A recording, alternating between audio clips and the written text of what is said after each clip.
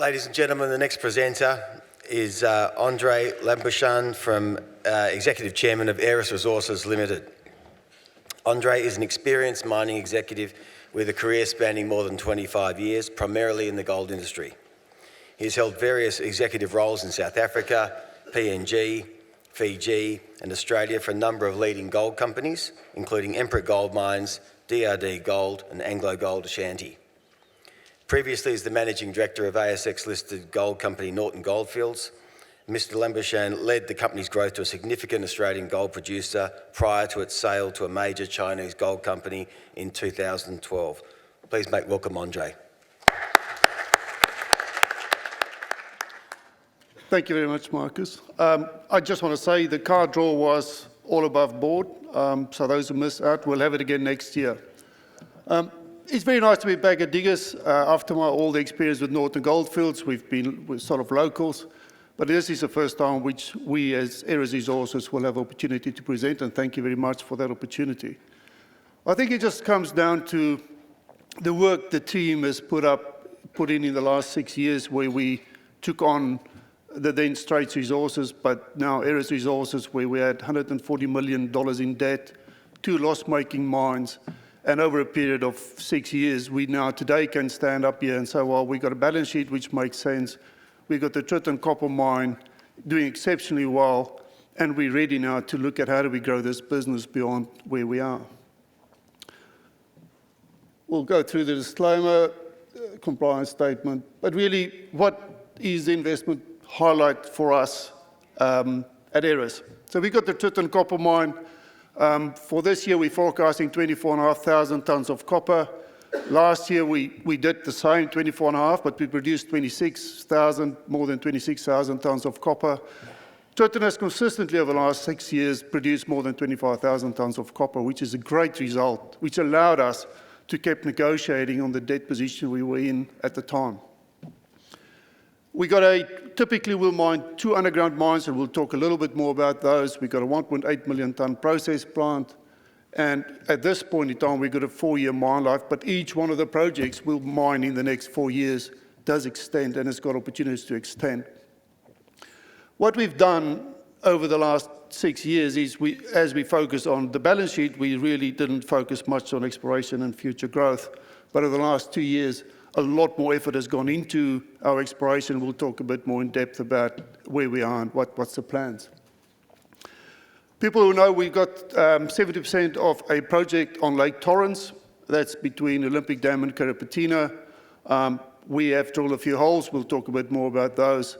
But that's a very interesting and exciting project, and we'll go into it a bit more. For us, it's about growth. We got the Tritton copper mine, which is a really good base to grow from. Some of you might know we had a go at the CSA copper mine this year. Didn't work out, but we'll see where we go next. But it's about growing the business beyond where we are, and that is our main focus. On top of that, we got a good tenement package at Tritton, good brownfields, good greenfields exploration opportunities, and we'll see that mine extending. A little bit of a corporate overview. Market cap sitting at around $50 million, net debt position of about $20 million, enterprise value of 69. Now you can see the share price has come off quite a bit. Now there's 2 reasons for those, in my view at least. One was the failed bid with CSA, and the other one was we started drilling on Lake Torrens. We paused that program, and we're reviewing that program, and when we announced that, the share price came down quite a bit. That is not reflective of the value of the company and the assets we have. We do have a very good supportive shareholder in PAG. It's a private equity fund. They are very focused to help us to grow the business, and they've been very supportive in the whole restructure, where we took the debt from $140 million 5 years ago to today, where it sits at $30 million. And I must say, Standard Chartered Bank has taken quite a few discounts in the way through. The management team, Rob and Ian, we've been together from our Norton days, so we've been working together over 10 years, and the team know each other, and we know where do we want to go with this business. Very supportive board, very small board, but we've got ourselves to a point now where we can look how do we move both forward from there. That is a photo of our process plant. As I said earlier, Tritton has consistently delivered over the last 6 years, and that is very pleasing because that allowed us to where we are. So Tritton started first production in 2005. To date, we produced more than 320,000 tons of copper out of the mines. In the southern part of the tenement package, which is 2,000 square meters, already 750,000 tons of copper has been discovered. And the northern part of the tenement package, and we'll talk a lot more about that, hasn't been explored at all. It is in a district where there's quite a few other mines, and the next speaker is also in that region, and it's a highly endowed region and quite a lot of opportunities. There's a bit of history where you can see Tritton, the delivery of production. As I said earlier, the guidance is 24.5 again for this year. The production results over the 7 years has significantly improved our position. It's a 1.8 million process plant, 94.5% recovery, very consistent. Whatever we've put to that plant, they've managed to treat that, and we do deliver a very high quality concentrate with no nasties in. It's an offtake agreement with Glencore, and it's very valuable offtake for them as well. So where's the next 4 years? You can see each one of those blue areas. We will mine Tritton, which is the current underground mine. We'll mine Murrawombie. We'll mine Budgery and Budgery-Gar. We've drilled, last year we drilled a new exploration target, which we called now, that will come into play as well, but it's not in the 4 years, and each one of those projects we will mine does extend beyond the 4 years. That's a snapshot of Tritton, currently mining at about 1,000 meters deep. The drilling which we've done so far, both going deeper and towards the north, show that there's some high-grade opportunities going deeper. We call it the North Wing, looks very exciting, and as you can see in that slide, the Budgery-Gar deposit towards the north is about 600 meters away.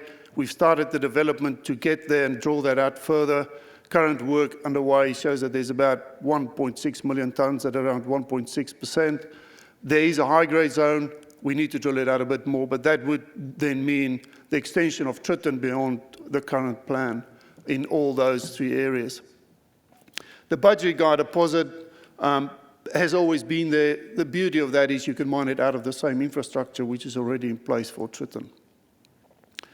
Looking a little bit at Murrawombie, we started that 2 years ago. That was a surprise for us. When we started that mine, we were planning for about 1.4, 1.5% copper. As we get our grade control data, as we get more information, we're currently mining at close to 1.8% copper, and we can mine higher if we need to. What we've seen in the last 6 months is that it actually extends by the looks of it towards the north. Some of the drill holes, you can see some of those intersections, really good intersections. This year we'll put 2 holes further out to the north and actually test it to see how far it goes. Each one of those, we're very confident that that would extend the current mine life of Murrawombie, but that was a very surprising outcome for us as we go deeper and as we get more information on Murrawombie. Greenfields exploration.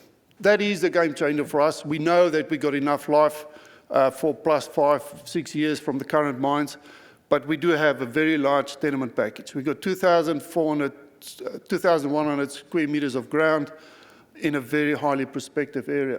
But what we're trying to do here is to target plus 10 million ton ore bodies at plus 2%. So the whole focus for us at this point is how do we identify those and how do we get them into play. The next slide gives you actually what it means. So you can see there Tritton is bigger than 20 million tons. More than 20 million tons has been mined out of that underground mine, around 2% copper. Murrawombie is a 15 million ton ore body, also a little lower, but still significant. So, and then you've got all these smaller ore bodies, some of them at better grades. We've got a Avoca Tank, which we're going to bring into play.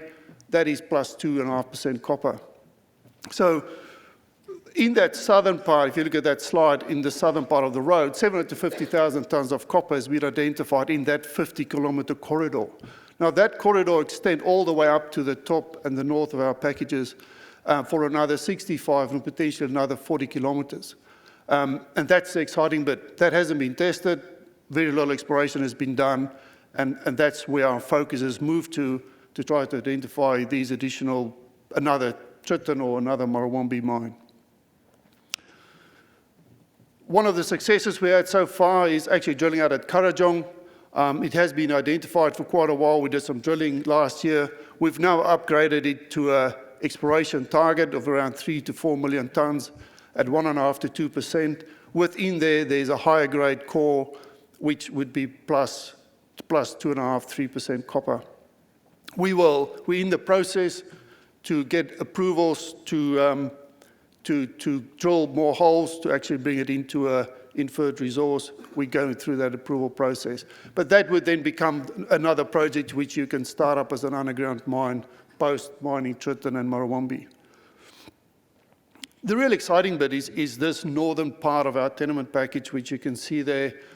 We did an airborne EM. We've identified 29 new EM targets, and really it's now identifying, prioritizing those. A lot of those is in that corridor, and this within the next 6 months or so we'll start to drill some of those and see what is the results we can get out of those. So in summary, before I talk about Torrens, Tritton is a great little mine doing 25,000, 30,000 tonnes of copper. It's done it consistently. We haven't focused a lot on exploration, where we now move a lot of focus back in exploration, and we're quite excited about the opportunity to find that bigger ore body. We know we will find a lot of smaller ones, but really the game changer is focusing on that 10 million tonnes at plus 2%. The other project we have is on Lake Torrens. That's a photo of the setup. The little bit of difference in working in South Australia on a salt lake is not like we sometimes do in WA. You can drive up on it and you go and drill it out. You're not allowed to leave a footprint on the lake. The whole drill rig had to be broken down into pieces, flown out with a chopper, put down on pontoons, and that's a picture we had when we started the drilling. We've proved that all works. The platform worked, the drilling worked. We managed to drill 4 holes, of which 2 were successful. We intersected an aquifer. 2 holes we couldn't get through. The 4th hole we managed to get through. So we proved the concept that we can drill on Lake Torrens and get through the aquifer. What is exciting bit about this is basically the location. It's between Olympic Dam and Kiripatina. It is an IOCG target. It's a very large target. It's much bigger than what Olympic Dam was at the time when that was found in terms of the size of the target. And we now have, over a very long period and long negotiations, got approval to actually drill on the lake. It's been in the courts for, I don't know, more than 10 years. So that was quite exciting for us. We then did the drilling. As I said earlier, we managed to drill 4 holes, of which 2 were successful. There's 28 anomalies on this. But the challenge for us was it was very expensive. Those holes costed us more than $1 million per hole. We decided that now that we proved the concept, we got a lot more information through the 2 holes. We also got a lot more information through more surveys we did, that we're going to just pause that program, relook at the cost, relook at the 28 targets. 28 targets is a lot of targets. If we can narrow them down, we'll see what's the best way forward with this project. It's still very exciting in our portfolio, but really, we can't keep spending $1 million. There's got to be cheaper ways to manage this project, and that would be the focus for the next few months. To summarize, strategic initiatives, the focus is on Tritton. The focus is on production excellence and keep doing what we're doing at Tritton. It's about focus on the regional exploration and the exploration at Tritton, the greenfields and brownfields, because they both extend the mine life. There's a very good infrastructure in place, and that will allow us for further growth. But really, from an M&A point of view, it's about how do we grow this business. We all know that one mine assets is hard work. Tritton is a great asset as a foundation to grow the business, and we'll be looking for opportunities to grow the production profile for Aeris as we move forward. Thank you very much.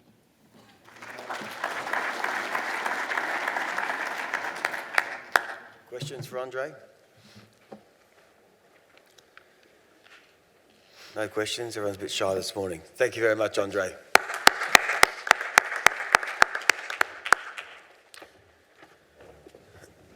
Okay, ladies and gentlemen, the final presenter this morning, in this morning's session, is Rob Tyson, the Managing Director of Peel Mining Limited.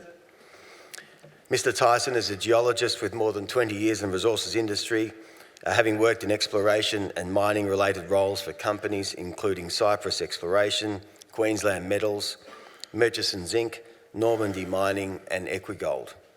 Mr. Tyson is the Managing Director of Peel Mining Limited, a role he has held for 12 years since that company's inception. Please welcome Rob Tyson. Thanks very much, Marcus. Thanks to Diggers and Dealers for allowing Peel to present its case again this year. Our case is the same as it was last year, just a little further down the track. High-grade base metals in the Cobar Basin. That's certainly what we've been discovering over the last 7 or 8 years. Folks, lunch is ready. Lunch is ready. Looking at the corporate snapshot of Peel, we've got about 240 million shares on issue at the moment and a few options out there. Market cap at the moment is about $60 million. We have about $8 million cash in the bank. We also own 31% of Saturn Metals, which was spun out last year. It has a gold project in the Eastern Goldfields, 685,000 ounces of gold. They've had some tremendous exploration success in their own right recently, and they're approaching 1 million ounces of gold not far from Gwalia. And I'd recommend, if you get an opportunity, to pop by and talk to Ian Bamborough, who's in attendance as well. Our largest shareholder, St Barbara Limited, are just up the road, obviously, from Saturn Metals. Following that, we have Hampton Hill Mining, which is essentially Josh Pitt, who discovered Golden Grove back in 1971. Very much a geologist, and he loves exploration. We also, directors have skin in the game, and then a high net worth individual rounding out the substantial shareholders. A three-man board at the moment, about to become four. So Jim Simpson is about to step on as an executive director to help us with our mining development plans as we go forward, and he'll be joining us September 1. So we're looking forward to Jim's participation and knowledge. He has a great deal of knowledge, particularly around Cobar-style deposits, having been the previous MD of our neighbour, Aurelia Metals. So we're building a high-grade base metals company. We've got 3 major discoveries that we've made over the last 7 years. Mallee Bull was the first one, a copper-rich deposit, followed by Wirlong, another copper-rich deposit. But Wagga Southern Nights is the one that we own 100% of, and it's certainly been our focus over the last 2.5, 3 years. We've got an excellent team, a real mix of practical and technical skills, and a couple of our guys are up here, so we do have a booth. I think it'll be gone in a minute, but if you get an opportunity, pop by and say hello. Our exploration approach from day one has always been about money into the ground. That's the only way you can obviously discover these things. We innovate, and we do spend quite a bit of time on R&D internally, in the sense that we've been building proprietary information around how to crack the code, and we believe we've done that in the Cobar Basin. And we've also had some partners along the way. So JOGMEC, the Japanese government entity, has been involved in some of our tenure, and also Toho Zinc, CBH Resources, are involved at Mallee Bull. Our ground, look, Cobar Basin, 150 years this year of high-grade base metals and precious metals. It is really one of Australia's great mining jurisdictions. It's certainly an easy place to operate, and we very much enjoy being in the district. I guess we've established essentially a preeminent position in the basin. We dominate the exploration landscape. So looking at the metals mix of Cobar, it's really a mix of precious and base, so copper, lead, zinc, silver, gold. Over 6 million ounces of gold's been produced. In total, the copper essentially reflects what's come out of CSA mine, and the lead, zinc, silver to a large degree out of the Endeavour mine. They are world-class deposits, long life, high grade, CSAs down to nearly 2 kilometres below surface these days, and as highest grade copper mine in Australia. We've made the 3 discoveries over 7 years. We dominate the central and southern parts of the Cobar Basin in terms of greenfields exploration tenure. The orange colour is essentially our 100% owned ground. So the prize, this is a long section through the Peak line of lode, owned by Aurelia Metals, our neighbour. And I guess what you see is that usually what you find at surface is the tip of the iceberg. These deposits have deep plumbing, and they cluster and they stack. So you have to persevere with the drill bit, and hence when you do, you'll find that there's a lot more to these systems than what initially starts out. So we're very proud of our record of putting the money into the ground. We've certainly never been a lifestyle company, as can happen in the mining industry on occasion. And we've drilled a lot, and a lot of our drilling's diamond drilling, so it's expensive drilling. But we've done over 200 kilometres of drilling, and as a junior company, we think that's an achievement. Obviously important to be making the discoveries, no point drilling too many dusters. But we do have a running joke that we're a money laundering company for drillers. So, look, we are unlocking the basin's next mining development opportunity. Wagga Tank, Southern Nights, 100% owned. We put out a maiden resource a couple of weeks ago, just under 4 million tonnes at just under 9% zinc equivalent. It's a great launch pad.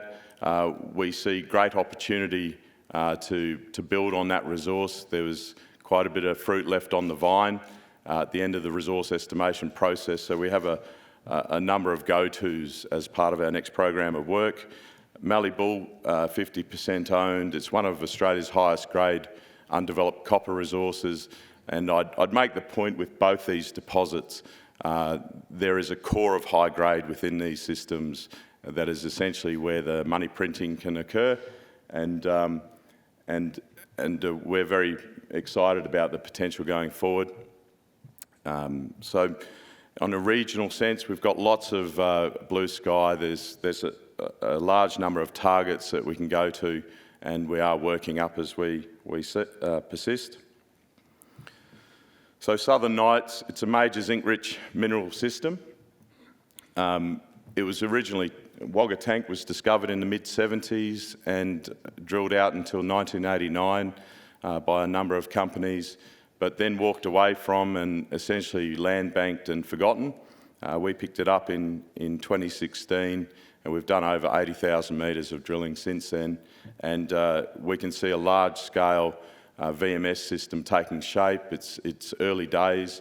We certainly see analogies with Rosebery-style VMS, and we can see that this system's going to continue growing as we continue to push it forward.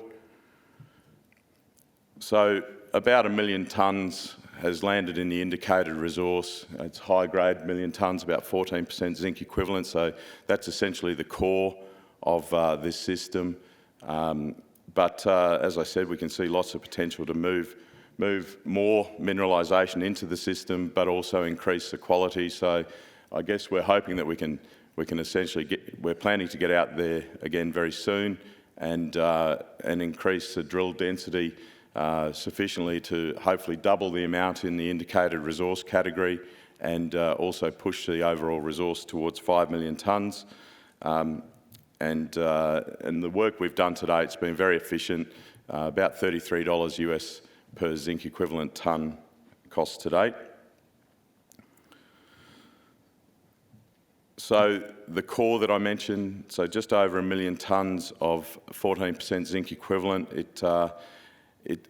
The bulk of that at the moment is above 250 metres below surface. So it starts at about 120, 130 metres below surface. Some stellar intercepts, up to over 55% combined zinc-lead, over 18 metres in one of the most significant drill holes there.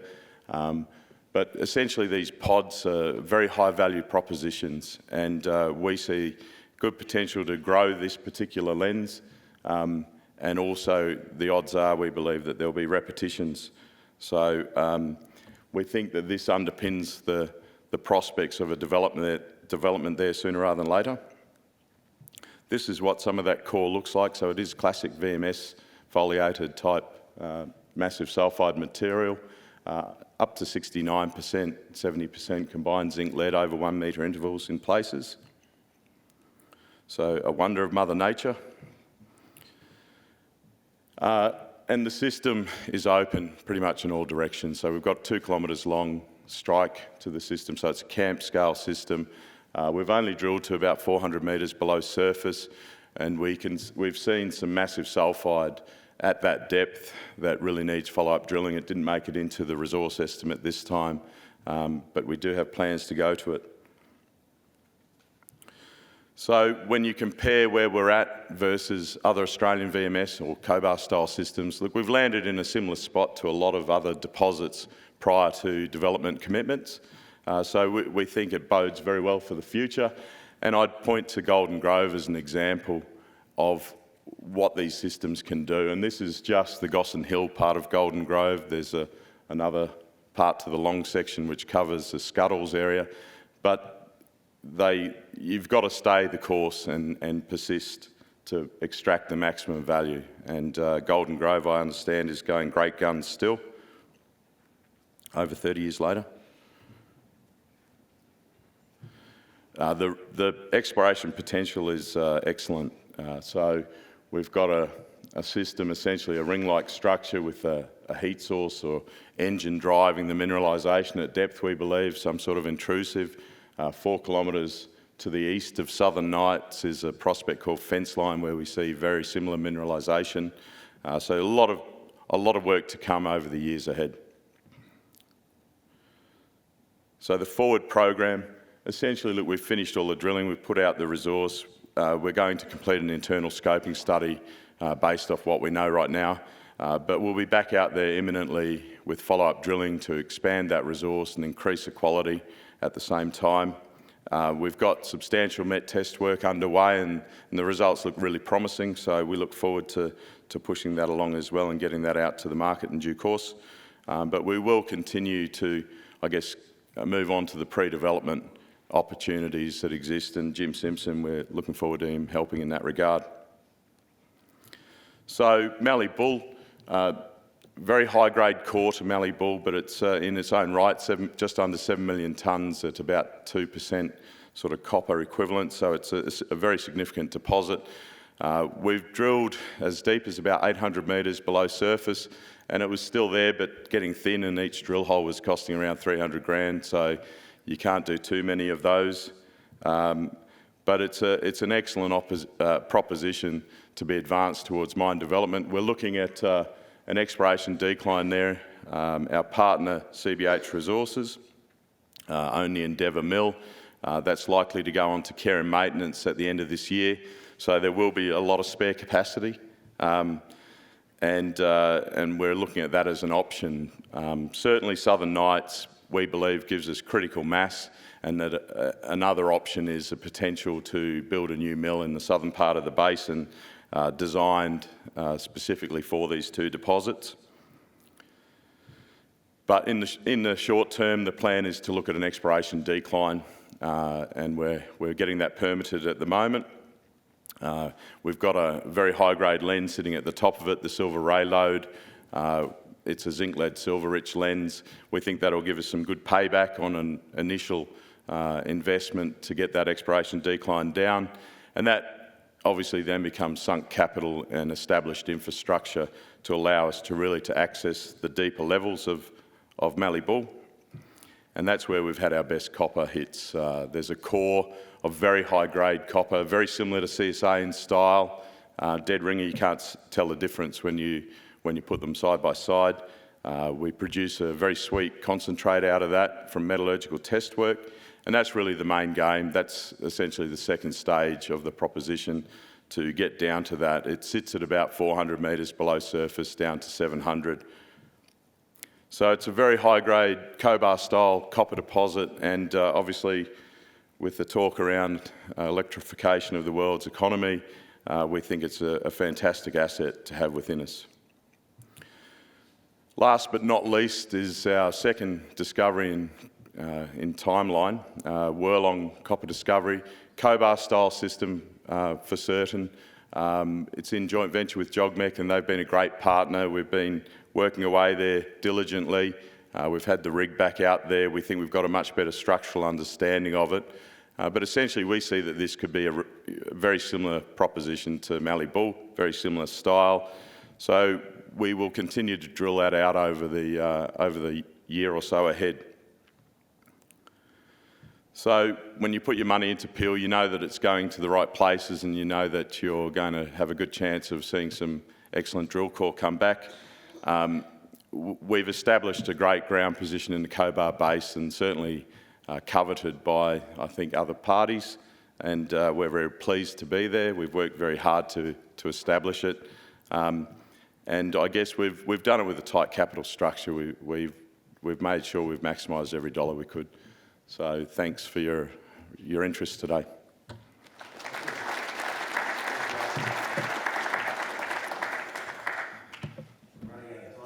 Questions for Rob? No questions. We will leave it there. Thank you very much, Rob. Just before you go, ladies and gentlemen, we've got one more announcement and Tomo's got some housekeeping matters to run through. But just before I hand over to Tomo, the winner of the Optiro Bose Choir Control 3D headphones is Barry Woodhouse from Lithium Australia. Well done, Barry.